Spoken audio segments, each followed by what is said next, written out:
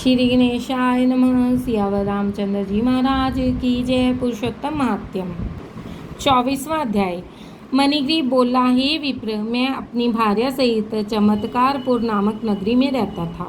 मैं धनी, परोपकारी और पवित्र हृदय वाला व्यक्ति था। परंतु इसी प्रकार आगे चलकर मैं एक समय मेरी बुद्धि भ्रष्ट हो गई और मैंने अपने धर्म का पालन करना छोड़ दिया और पर स्त्रीगामी हो गया और अपेय वस्तुओं, मदिरा आदि का सेवन करने लगा। चोरी, हिंसा आदि करने से मुझे अपने संबंधियों ने त्याग दिया और राजा ने मेरा घर आदि सब मुझसे छीन लिया और जो संपत्ति बची थी वह बंधुओं ने ले ली। इस तरह सबसे तिरस्कृत होकर मैं इस वन में आ गया और यहाँ निवास कर लिया। यहाँ जीवों की हिंसा करके मैं अपनी पत्नी सहित जीविका चला रहा हूँ। हे द्विज, मुझ पापात्मा पर दया करो।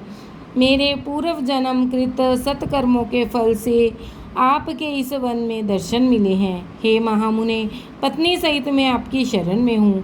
कोई ऐसा उपाय बताएं जिससे मैं इस दारिद्र्य एवं दुख से तुरंत मुक्त हो जाऊं। उपदेव जी कहने लगे, हे महाभाग, अतिथि का सत्कार कर जो कृतार्थ तुमने किया है इससे ही तेरा कल्याण होगा। व्रत, तीर्थ, दान आदि और परिश्रम के बिना ही तेरी दरिद्रता दूर होगी, यह मेरा निश्चय ही कथन है।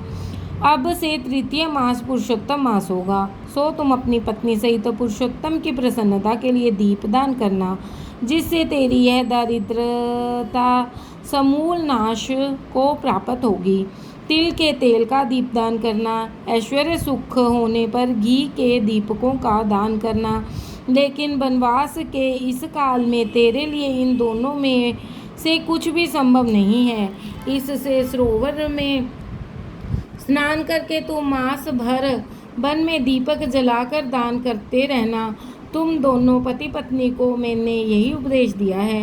वेदों में अनेक प्रकार के दान आदि कर्मों का वर्णन है, किंतु वे सभी पुरुषोत्तम मास में दीपदान की 16वीं कला को भी नहीं पहुंच पाते। सारे तीर्थ और सारे के सारे शास्त्र पुरुषोत्तम के दीपक की 16वीं कला के योग्य नहीं।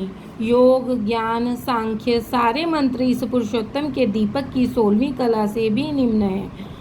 कृच्छ, चंद्रायन आदि व्रत इसकी समानता नहीं कर सकते। वेदों का पठन पाठन, गया का श्राद्ध, गोमती नदी के तट का वास सभी इसके समान महत्व नहीं रखते। इसी से पुरुषोत्तम मास में दीपदान अवश्य ही करना। मैंने यह तुम्हें दरिद्रता के नाश की युक्ति बतलाई है। हे वत्स, तुम्हारा कल्याण हो, तुम्हारी सेवा से प्रसन्न हो। मैं अब प्रस्थान करना चाहता हूँ। अगस्त जी बोले। इतना कहकर वह श्रेष्ठ विप्र द्विभुज मुरलीधर भगवान को स्मरण करते हुए प्रयागराज की ओर चल पड़े। दोनों पति पत्नी ने उस उपदेव को आगे तक पहुँचाने के लिए चल पड़े। इसी प्रकार चलते चलते कुछ दिवस बीत गए तो वे दोनों ब्राह्मण की आज्ञा पाकर अपने आश्रम में लौट आए और पुरुषोत्तम भगवान का स्मरण करते हुए भक्ति के साथ 2 मास बीत गए। पुरुषोत्तम मास के आरंभ होने पर उन्होंने सावधानी से इगुंदी के तेल का दीपक संपूर्ण मास प्रज्वलित किया और व्रत नियम से रहकर उन्होंने संपूर्ण मास व्यतीत किया।